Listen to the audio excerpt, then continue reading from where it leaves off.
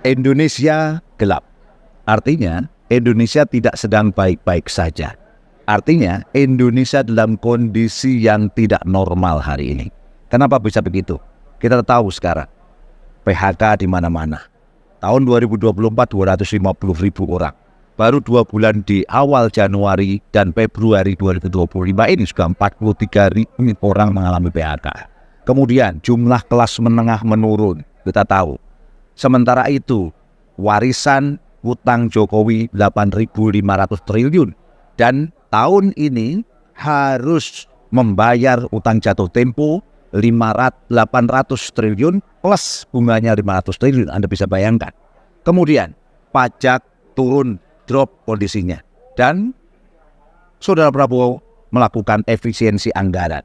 Dan apa yang terjadi berikutnya? Membangun Danantara. Padahal kita tahu Danantara adalah akumulasi kekayaan masyarakat Indonesia hari ini. Gabungan dari seluruh BUMN 15.000 triliun lebih. Dan hari ini dikelola oleh segelintir orang yang memiliki kemungkinan hubungan politik dan ekonomi tertentu. Kita tahu bahwa ini problematika luar biasa di tengah-tengah kita hari ini. Itu semua tidak sekedar terjadi di Indonesia. Dunia pun gelap. Amerika mengalami perlambatan. Uni Eropa sudah lama mengalami krisis. Kita tahu juga Jepang hari ini mengalami perlambatan. Terjadi depopulasi. Pengurangan dari jumlah penduduknya. Kemudian apa yang terjadi lagi? Cina mungkin merasa bangga beberapa waktu yang lalu. Tapi kita tahu sekarang mereka mengalami problem properti. Mengalami problem banyak rumah-rumah hantu di sana. Kota-kota hantu. Apa yang terjadi? Terjadi kredit atau terjadi krisis terkait dengan masalah properti. Artinya dunia pun dalam kondisi gelap. Kegelapan dunia mengarah juga pada kegelapan di Indonesia. Indonesia tidak sedang baik-baik saja. Kita tahu politiknya Indonesia sekarang terjadi konsolidasi elitis demikian rupa untuk mendukung kebijakan-kebijakan yang tidak benar. Misalnya terjadi persetujuan hampir 100% terkait undang-undang BUMN yang ada di dalamnya Danantara, yang itu beresiko untuk kepentingan rakyat Indonesia. Kemudian kita tahu ada undang-undang TNI yang kemarin hampir 100% semuanya setuju. Artinya apa? Konsolidasi elit untuk kepentingan semakin menyengsarakan rakyat. Indonesia gelap sekali lagi. Kemudian saya menyampaikan Indonesia sedang bergiat untuk 3 tahun ke depan menjadi anggota OECD. Tapi tahukah kita bahwa menjadi anggota OECD ternyata Indonesia diminta untuk mengakui keberadaan Israel sebagai penjajah. Terus kemudian harus menyetujui adanya LGBT. Anda bisa bayangkan problem luar biasa ini. Apakah kita mau seperti ini? Semua ini terjadi karena negeri ini menerapkan kapitalisme.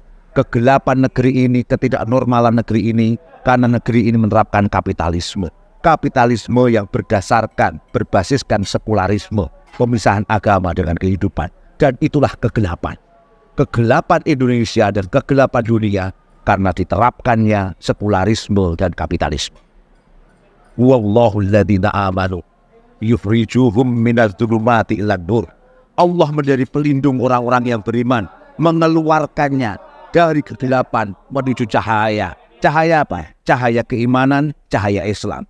Oleh karena itu, saya ingin menyampaikan pada kesempatan kali ini, solusi dari kegelapan Indonesia menuju terangnya Indonesia tidak lain dan tidak bukan adalah mengembalikan semuanya dengan menerapkan syariat Islam secara kafah dalam naungan khilafah. Tidak ada jawaban lain sekali lagi kecuali menerapkan syariat Islam secara kafah. Jangan pernah mengikuti hawa nafsu, hanyalah mengikuti hukum Allah Subhanahu wa taala. Fahkum bainahum bima anzalallah wa la tattabi ahwa'ahum amma ja'aka minal haq. Putuskanlah perkara di antara kalian menurut hukum-hukum Allah, jangan mengikuti hawa nafsu kalian. Oleh karena itu, untuk Indonesia gelap menuju terang, terapkan syariat Islam secara kafah dalam naungan khilafah. Takbir, Allahu Akbar. Assalamualaikum warahmatullahi wabarakatuh.